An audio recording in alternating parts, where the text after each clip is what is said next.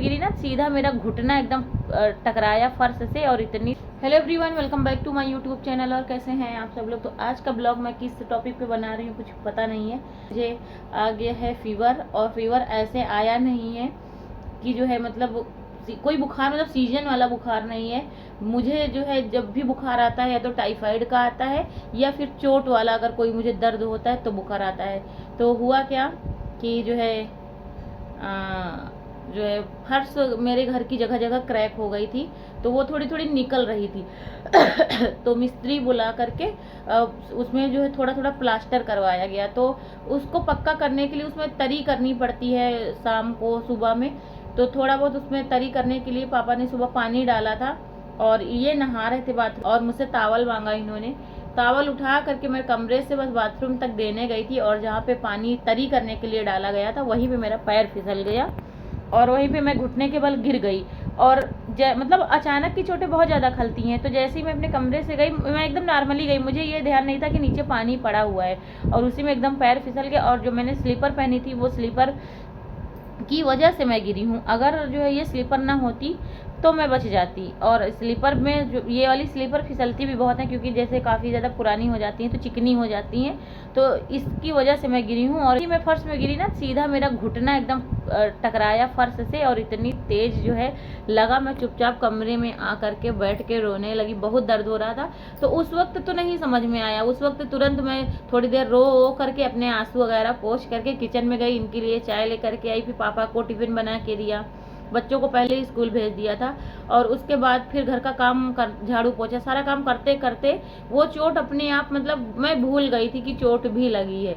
लेकिन फिर क्या हुआ कि जब रात हुई ना, रात में जो है बुखार आ गया, और इतना ज़्यादा दर्द हो रहा था कि फिर जो है ये पैरासीटामॉल, ये देखिए ये पैरासीटामॉल मैं 2 गोली खा करके जो है लेटी हूँ रात में, तब जाके मुझे नींद आई। इतना ज़्यादा दर्द हो रहा था। अभी सुबह भी मैंने सबसे पहले एक रोटी तरोई की सब्जी खाई, फिर मैंने दवा खाया, क्योंकि बहुत ज़्यादा दर्द हो रहा था। और मेरा जो ये बुखार है ना, ये दर्द वाला बुखार, जब चोट की दर्द की वजह से मुझे बुखार आ गया, तो इसीलिए जो है वीडियो वगैरह नहीं शूट करने का मन था। तो बहुत से लोग ये भी सोच रहे होंगे कि जो है जब तबीयत ख़राब ही है तो वीडियो शूट करने की ज़रूरत ही क्या है, मत करूँ। क्योंकि मैं लोगों की सोच जानती हूँ ना। मेरे यूट्यूब चैनल पे कुछ अच्छे लोग भी हैं जो मेरी वीडियो देखते हैं, और कुछ ऐसे लोग हैं जो वीडियो तो देखते हैं लेकिन मुझे पसंद नहीं करते हैं। वीडियो सिर्फ इसलिए देखते हैं कि वीडियो देखेंगे तो इनके घर की जानकारी मिलेगी, क्या कर रही, कहाँ आ रही, कहाँ जा रही हैं, कुछ ना कुछ, मतलब क्योंकि ब्लॉग एक ऐसा माध्यम होता है अपने घर का कि जो है अगर आप अपनी कुछ ऐसी पर्सनल चीज़ें भी कभी कभी शेयर हो जाती हैं, जो ऐसे आमतौर पर ज़िंदगी का कोई नहीं ज़्यादा शेयर करता। जो ब्लॉग बनाता है तो उनसे रिलेटेड कुछ जानकारियाँ जो है शेयर हो जाती हैं, लेकिन जो ब्लॉग नहीं बनाते हैं तो उनके बारे में कोई जानता ही नहीं है ज़्यादा। तो इसीलिए कुछ लोग मुझसे सिर्फ इसीलिए जुड़े हैं यूट्यूब पे, मेरी वीडियो सिर्फ इसीलिए देखते हैं कि जानकारी लेने के लिए, कि आखिर इनकी ज़िंदगी में चल क्या रहा, कौन इनके घर आ रहा, ये कहाँ जा रही, क्या ले रही, क्या कर रही। इसलिए कुछ लोग वीडियो देखते हैं, और कुछ लोग इसलिए देखते हैं, इंजॉय करते हैं कि चलो भाई कल्पना का ब्लॉग आया है, देखते हैं कि आज कैसे रेसिपी बनाई, आज का ब्लॉग क्या है। तो थोड़ा सा कुछ लोग इंटरेस्ट लेके जो है देखते हैं वीडियो को, और कुछ लोग सिर्फ वो नफ़रत के पर्पज़ से देखते हैं। तो ये वीडियो, मतलब ये चीज़ मैं उन्हीं लोगों के लिए बता रही हूँ, क्योंकि जो लोग गलत होते हैं ना, तो जिसके बारे में जो लोग गलत सोचते हैं तो उनका माइंड कभी ठीक नहीं हो सकता। तो ये वही सोच सकते हैं जिनके बारे में मैं बता रही हूँ कि वीडियो बनाना क्या ज़रूरी, जब तबीयत ही ख़राब है तो वीडियो ही ना बनाओ। तो देखिए, एक काम होता है, सबका अपना अपना काम होता है। कोई जो है नौकरी बाहर करके पैसा कमाता, कोई पढ़ा के, कोई हॉस्पिटल में काम करता है, या कोई ऑफिस में रह के काम करता है, वो ऐसे अर्न करता है। और मैं क्या कर रही हूँ कि मैं यूट्यूब पे काम करती हूँ, मैं यूट्यूब पे वीडियो बनाती हूँ, यूट्यूब से अर्न कर रही हूँ। तो यूट्यूब की जो अर्निंग है वो अभी मुझे मिली नहीं है, लेकिन हाँ, मेरे यूट्यूब पे एक जो है एक ऐप है YT स्टूडियो, जहाँ पे हमारी अर्निंग दिखाई देती है। तो जितना भी अर्न हो रहा है वो अभी यूट्यूब स्टूडियो में है, और बैंक अकाउंट में जब आएगा तो आप लोगों के साथ में वीडियो उसका भी शेयर करूँगी। तो सबका अपना अपना जो है अर्निंग करने का तरीका होता है। तो मेरा यूट्यूब है, तो यूट्यूब पे जो है मैं वीडियो से ही तो अर्न करूँगी, जो वीडियो बनाऊँगी उसी से तो अर्न करूँगी। तो इसीलिए मैं नहीं चाहती हूँ कि मेरे वीडियो में गैप हो।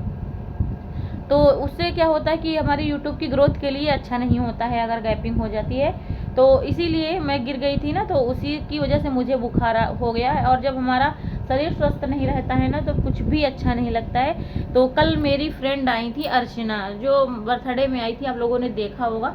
अभी इसमें भी जो है मैं उनका भी वीडियो थोड़ा सा बनाई थी, जबकि अर्चना थी, उनकी बिटिया थी और उनके हस्बैंड थे। वो लोग आ गए थे करीब 7 बजे आए थे और रात के 11 बजे गए हैं, खाना ना खा के गए थे। तो उनके साथ में मैं बैठी थी, बोल बतला रही थी, कब 11 बज गया पता नहीं चला।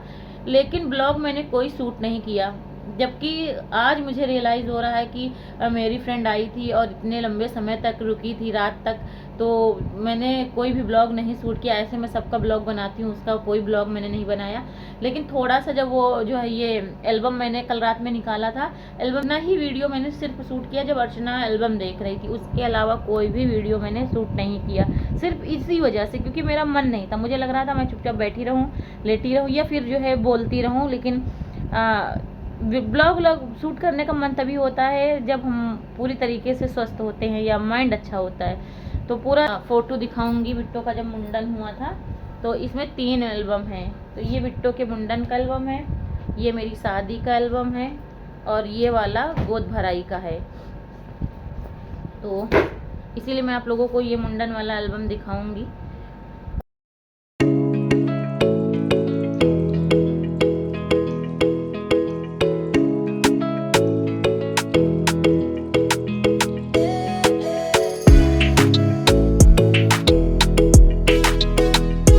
तो यहाँ पे ये मुंडन का एल्बम है और इसमें जितने भी लोग बैठे हैं, तो आप लोग जो होंगे रिलेटिव वो लोग पहचानते होंगे कि कौन है। मैं अलग से किसी एक का इंट्रोडक्शन नहीं बता पाऊँगी कि कौन है, ज़्यादातर सभी लोग जानते हैं। तो ये एल्बम मैं इसलिए दिखा रही हूँ ना, तो क्योंकि मैंने शादी का गोद भराई का एल्बम दिखाया था अपने यूट्यूब पे, लेकिन शायद मुझे ऐसा लग रहा है कि मुंडन का एल्बम मैंने नहीं दिखाया था। तो अभी जब मेरी फ्रेंड आई तो ना वो देख रही थी, फिर जब वो चली गई तो ये सुबह मैंने वीडियो बनाया है। तो मुझे अभी याद आया कि जो है मुंडन वाला एल्बम नहीं दिखाया, तो चलो अच्छा आप लोगों को मुंडन का एल्बम भी दिखा देती हूँ। तो इसीलिए मैं यहाँ पे आप लोगों को दिखा रही हूँ ये मुंडन का एल्बम। और इसमें जितने भी लोग बैठे हैं तो उनमें से मैं किसी के चेहरे पे मतलब स्माइली लगा के या किसी का चेहरा छुपा दूं, तो मैं ऐसा कुछ नहीं करूंगी। क्योंकि हो सकता है बहुत से लोग इस फ़ोटो में हों और ये सोच रहे हो कि मेरी पिक्चर क्यों दिखाई गई। तो भाई ऐसा है ना कि ये जब फ़ोटो बन रही थी तब जो है जिनको मतलब फ़ोटो में आने से दिक्कत होती है, मैं ये अपनी हर वीडियो में कहती हूँ कि जिनको जो है मेरी वीडियो में या मेरी फ़ोटो में आने में दिक्कत है, तो वो पहले ही बता दिया करें कि मेरी जो है फ़ोटो वीडियो ना लें। क्योंकि जब वीडियो बन जाती है उसके बाद जैसे अपने यूट्यूब पे जो अपलोड करती हूँ, तो हर चेहरे पे मैं स्माइली लगा करके या कुछ चेहरा छुपा करके वीडियो नहीं डाल सकती हूँ। क्योंकि कभी कभी कोई इधर रहता कभी उधर रहता, तो स्माइली या कुछ भी मैं लगाऊंगी तो फ़ोटो भागा करती हैं। तो इसीलिए जो है मैं कोई स्पेशल किसी का चेहरा हाइड नहीं करूँगी। जिसको बुरा लगता है भैया वो मेरे कैमरे के आगे ही मत आया करें। और क्यों मैं तो जो है अगर हाइड भी कर दूँगी चलो कोई बात नहीं है, लेकिन आप जहाँ जहाँ पे शादी में फंक्शन में कहीं भी आप जाएंगी, फ़ोटो तो आजकल का फैशन बन गया है। फ़ोटो वीडियो लोग खुद अपनी बना रहे हैं, खुद अपने स्टोरी पे इंस्टाग्राम पे खुद अपलोड कर रहे हैं। और हर जगह सबके मोबाइल, आजकल कोई वीडियोग्राफरी कराए या ना कराए, मोबाइल में वीडियो फ़ोटो सबकी बनती हैं। तो ये कोई मतलब नई बात नहीं है। और ये फ़ोटो देख रहे हैं ये डांसर है। मेरे हस्बैंड ने बिट्टो के मुंडन में 6 डांसर बुलवाई थी, तो मैंने सोचा इनको बता दूं क्योंकि ये थोड़ा सा हमारे घर के रिश्तेदारों में से अलग लग रही हैं ना, तो बताना ज़रूरी है कि ये डांसर हैं जो डांस करवाए थे इनका। और बिट्टो पहले कितनी मोटी थी, जितनी ये मोटी थी उतनी ही ये गोरी थी। अब जो है लंबी हुई है तो दुबली भी हो गई है।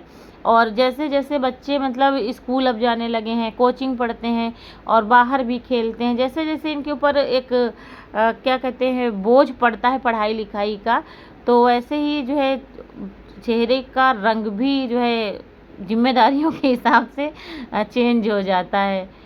तो यहाँ पे देखिए मैं इस पे एल्बम पे हाथ इसलिए रखी हूँ ताकि बहुत लोग कहते हैं कि मेरी बिट्टो मेरी ननंद को पड़ी है या इनको पड़ी है उनको पड़ी है। तो ये बगल में फ़ोटो मैंने हाथ इसीलिए रखा कि मेरी बिट्टो सिर्फ अपने पापा को पड़ी, वो अपने पापा के जैसी है। और छोटे में तो बिल्कुल ही अपने पापा के जैसे लग रही थी, लेकिन जब थोड़ा थोड़ा बड़ी हुई अभी भी लगती है, ऐसा नहीं है। लेकिन बहुत से लोग ये कहते हैं कि बिट्टू अपने जो है बुआ को पड़ी है, तो ऐसा नहीं है। थोड़ा बहुत अब घर का बच्चा है, घर के लोग हैं, तो थोड़ा बहुत तो घर पे ही जाएगा। तो बिट्टो पहले बहुत सुंदर थी और मैं बिट्टो का एल्बम दिखा रही थी कि देखो तुम टकली थी, कैसी लग रही थी टकली होने में।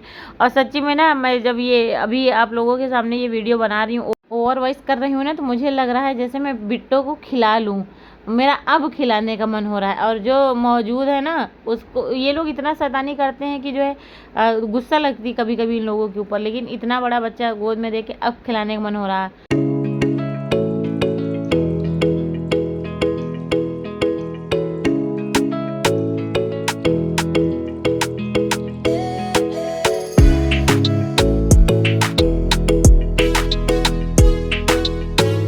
और शादी के बाद मेरा पहला बर्थडे पड़ा था मेरे ससुराल में ही पड़ा था मेरा पहला बर्थडे। तो जो है ये हुआ कि जो है मेरे हस्बैंड को ना फंक्शन करने का बहुत शौक़ है। मतलब इनको ये लगता है घर में प्रोग्राम करते रहो, मेहमान रिश्तेदारों को बुलाते रहो, इनको मतलब ये सब अच्छा लगता है। अगर मैं कंट्रोल ना करूँ ना, तो ये हर महीने कोई ना कोई फंक्शन करते रहें, लेकिन मुझे जो है नहीं ज़्यादा ये सब अच्छा लगता है। तो मेरी शादी के बाद मेरा पहला बर्थडे पड़ा था, तो यहीं पे हुआ था। तो मेरे हस्बैंड ने भी एक बहुत ज़ोरदार पार्टी दी थी मेरे बर्थडे पे। पहला बर्थडे बहुत धूमधाम से मनाया गया था। तो जो उसकी फ़ोटो खींची गई थी ना, तो वो ऐसी ही रखी थी। मैंने सोचा दूसरा एल्बम बनवाने से अच्छा है कि इसी एल्बम में बहुत सारी जगह बची हुई थी, अभी भी बची हुई है। तो मैंने इनसे कहा कि दूसरा एल्बम ना बनवाओ, इसी में जो है इस बर्थडे वाली में अपने फ़ोटो लगा देती हूँ। तो इसी में बर्थडे की फ़ोटो हैं और इसी में करवा चौथ वाली भी फ़ोटो हैं। तो करवा चौथ जब मेरा